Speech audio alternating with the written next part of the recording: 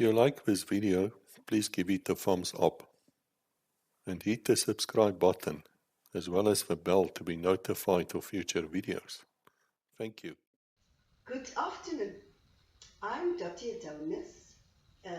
My real name is Dotty Adonis. I am one of those females who wanted to be in the police all of her life. You know, one day my dad, who was in the police, he brought a woman home, and the woman was sexually abused by somebody that she knew. And he was a detective, so he investigated the case and he brought her home. She stayed by us till the case was finished and way beyond that. In fact, she got married out of her house. That for me was the day that the spark to be a police officer was ignited. So as I went to school, in that years it was still standards and higher standards. I was in the then standard 8, grade 10. And one of our teachers asked each one of us what we wanted to become. My best friend who was sitting next to me, she wanted to become a teacher. And I then said very enthusiastically, as I am, I said, I want to become a police officer. And the whole class laughed at me.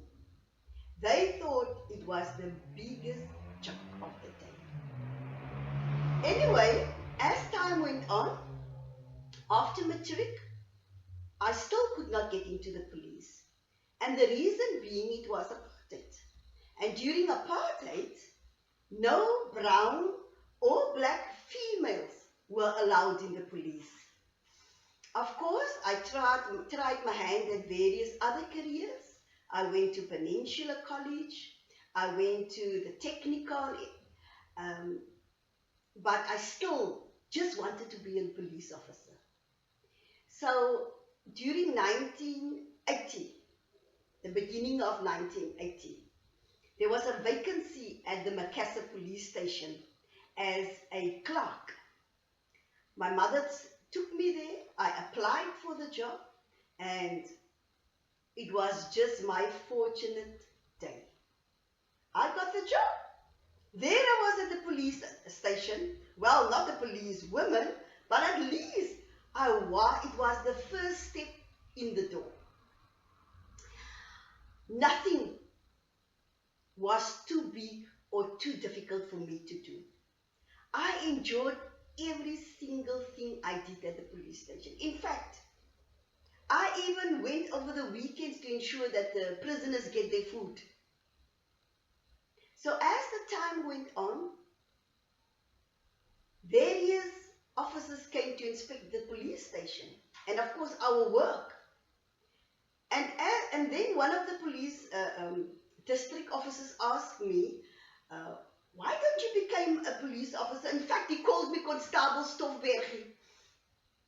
And I said to him, well, I applied since it opened, and they told me I was too small, I was too thin, I weighed too little, and they cannot take me in. So all in all, I applied 3 times to become a police officer. And eventually, they decided to take me in. What a great day that was for me. I was just happy. That's all. Plain happy that I could start with my real dream. I went to the training college 1983. By then, a few pelotons went already through the college. I was in the 4th peloton. When I was in the college, I decided to work as hard as I can. Because everything we did theoretically was known to me. Because I already did most of the work at the police station, and those that I couldn't do, I could see what they were doing. Well, I then, at the end of my training, became the best student of 1980, June 1983, January till June. Isn't that a confirmation that I must be a policewoman? I thank God for that. I went back as the cherry on the cake to Macassar police station. I knew the station. I knew the station commander. I knew the community coming in and out. Nothing was foreign to me. I worked at Macassar police station from being then a clerk, a constable, up until my big break came again. I then became a lieutenant. Of course, you had to study. I can remember when I was doing one of those exams, the police exams, I was the only brown woman that was in that whole exam class. Nobody talked to me. They didn't even look at me. But there was this one lady. She's now a colonel in the police, Colonel Wendy Strauss. That woman, she was the only one who had the then guts to come and talk to me, to let me feel at ease and not to worry about what anybody said about it. Thank you, Wendy, by the way, for that. I went back to Macassar police station as a lieutenant, and then after the then station commander left, I became the station commander of Macassar police station. For me, it was one of the greatest milestones, apart from getting into the police, that I reached. A lieutenant in the apartheid police station. Wow. The one thing that I think that rescued me was the fact that it was a totally brown police station, all the members. It was a brown community. So whatever we did, we had to do it, number one, to the best of our abilities. But number two, there was nobody that was watching us. We could do the thing, the work, and everything that goes with it, the way I saw fit, according, of course, to the standing orders and all the other regulations that there was and still is in the police. And that for me was freedom, total freedom. Anyway, I then became a captain on the police station, a major, and then, of course, the big change happened in our whole of our country. The new South Africa. And at that time, my husband was also at the police station. And you know what is well, can I say wonderful? Can I sort of say extraordinary? Can I say strange? My husband and I started at Macassar police station as constables. When I became the station commander, he was a warrant officer on the station and he was working on the shifts. So to be able to be on this police station with your husband, that is only a strong, well-balanced woman and a happy married couple that could do that. Anyway, I applied for a post in Kuils River and I was accepted there as a crime prevention head. As a crime prevention head in, of course, in Kuils River. As I said, those years it was proactive policing that I had to go do. And it was the first time in my life that I was now on a station that was diverse. We had the brown people, the white people, as well as the black people. For me, it was a total adjustment. But luckily for me, I had a very a flexible personality. I could adjust easily, and of course I knew my work. I knew my work. If there's one thing that nobody can teach me, it was my work. But I had a few stumbling blocks in Kilsriver. Not everybody was happy that I was there. Not everybody. But I know that a person's path is there for only you to walk on. The then station commander, General Suid, he was then the brigadier, I was the colonel. He then called a big meeting, and everybody he expected to be in that meeting. And he told them, all of them, that whatever they were busy doing has to stop. That Dotty Adonis is there to stay.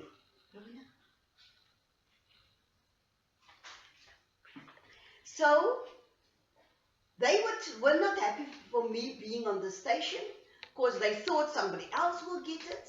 And thanks for his intervention, I could go on with my work. But,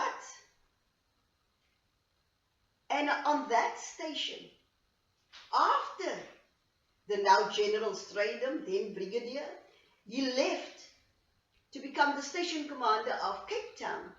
I became the station commander of Kilsriver. I was so accepted by everyone on that station. I couldn't believe that when I started there, half of the station didn't want me there. And yet, I got to work with them together. They got to see me as a competent officer, but also as a caring person, because I love people. I love people, and I believe everybody must be treated the same. But yet, I can be very firm, very, very sweet also. I stayed at Kilsriver Police Station as a station commander when the zone director's post became vacant. I went for an interview for that post, even though it was still going to be a brigadier post. Eventually, I became the deputy area commissioner at East Metropole in Bellville. It was actually a very, very nice thing to do, because I then basically just focused on the support services. And yes, with all the experience from Macassar to Kilsriver, I could do the work. I could do the work. But there was a lot that I still also had to learn. Because then I had to work with a lot of stations and not with just one station. So I have then been transferred from Bellville to Paarl as a Deputy Area Commissioner Support Services. I think that was one of the nicest areas that I've ever worked in. It was wide, the stations was far, stretched out, but it was just very nice. Coming from the metropoles, coming from the city sides, going to the rural side, it was such a nice experience. Absolutely wonderful, absolutely. After that, I went to Lingolethu West Police Station. So many of you might not have heard about Lingolethu West, but Lingolethu West Police Station is in Khayelitsha. Oh yes.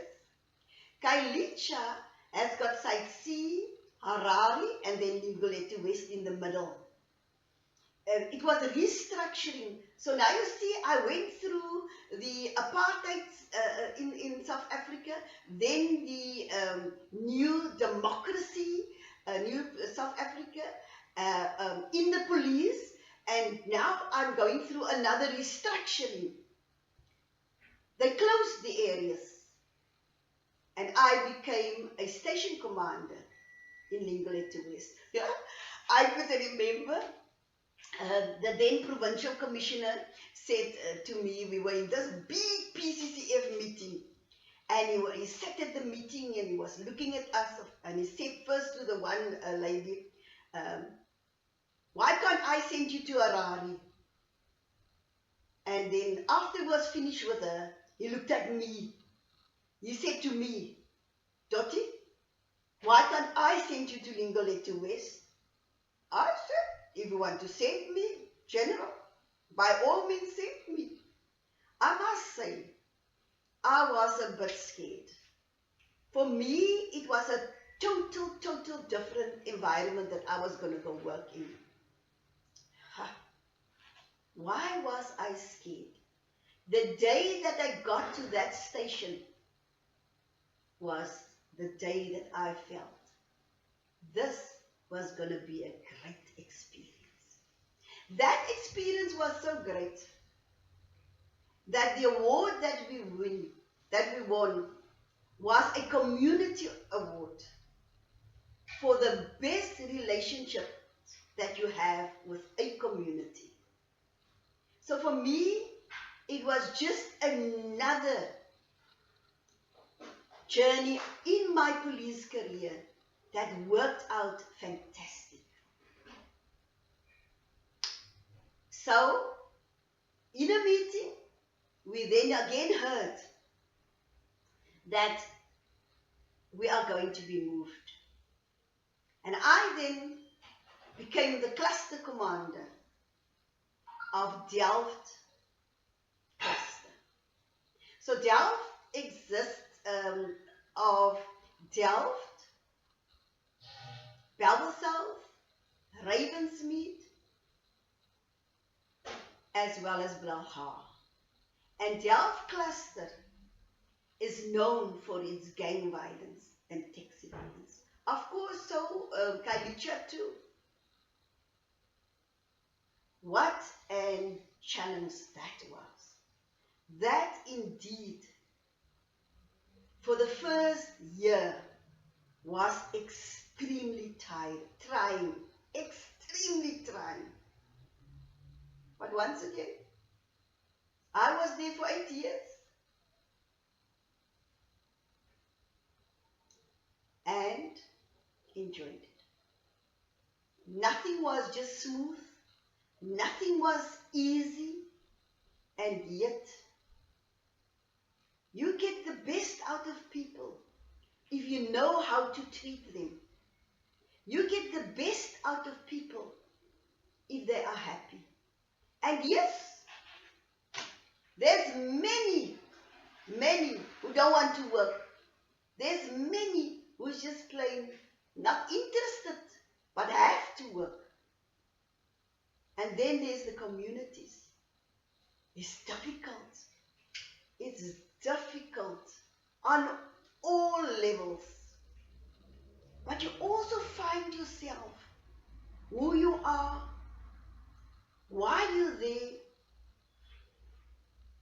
and then you have this beautiful team that you get out of these people, and they give you the results that you need. I also, then of course, then the restructuring started again.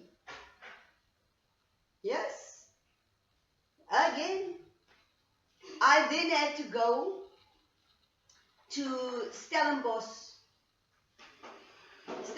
cluster. I then named it Winelands cluster, and that was my final stay, work in the police. I was going to be 60 years old in 2015. And I couldn't have been given a better cluster to end my career than Winelands cluster.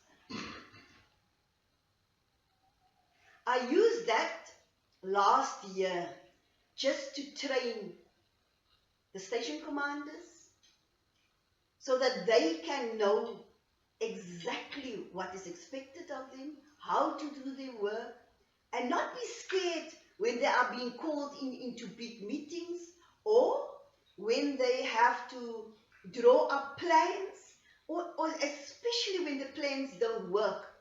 They should know how to adjust it so that it can work. Winelands cluster also have gangs, but they also have all kinds of other crimes. I liked working in Winelands cluster. That year, 2015, was my last few months. I became 60 on 15 May. When I received the letter that I was to go on pension, it was actually my saddest day in the police. You know, when you enjoy what you do, notwithstanding all the changes, notwithstanding all the challenges, notwithstanding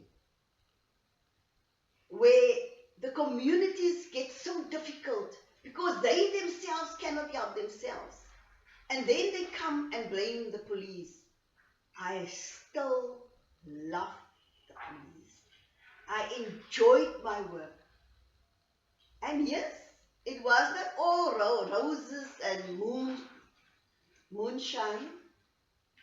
There was terrible days in the police that I questioned myself many a time.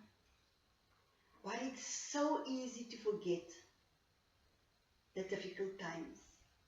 When somebody come and say thank you that the members have done a good job. Thank you for you as a station commander, cluster commander, or just a female, for the difference that you make in the police. I had various netball teams, especially in Makassar. We had various rugby teams on the stations. I was part of all of that. There were so many enjoyable things in the police that you forget the hard times.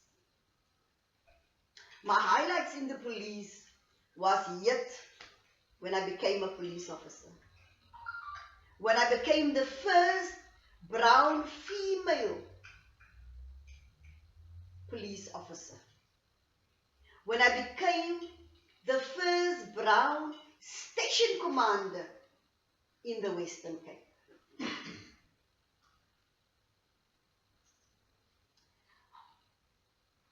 When I was the best student in the college.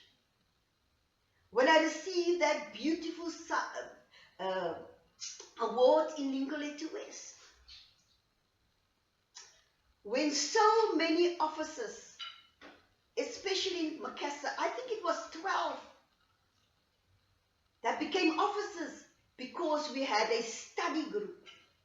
I gave them time to study, to do their assignments. We helped them, and they became all officers on that little station. For me, what message I would want to give to those that still in the police. You are in the police because people in this country need you. You are in the police because you also have to live. You have a family. And yes, nowhere on this earth you will be able to work either for yourself or for somebody else and not have challenges. My experiences are that if you do your work with the love for your neighbor, you will never be unhappy. It is only when you don't want to do your work, or when you have outside works also to do, and then you are unhappy because you can't get up time in time to go do your other jobs, and now you are unhappy. Do your work. The people need you. Fight the crime and go home and go on your knees and thank God that you have done a good job for the day. I wish you all the luck. And for those of you who were part of my journey, I specifically want to say to Major General Jenny Forrie, she and I, we were the two first brown female officers on the officers course when it was still, we had to go to Philippi, and she and the others, of course the white people, went to PAL. So Jenny, thank you so much also that you and I, we had a wonderful journey in the police. We are still friends and we will always be friends. God bless you. Thank you.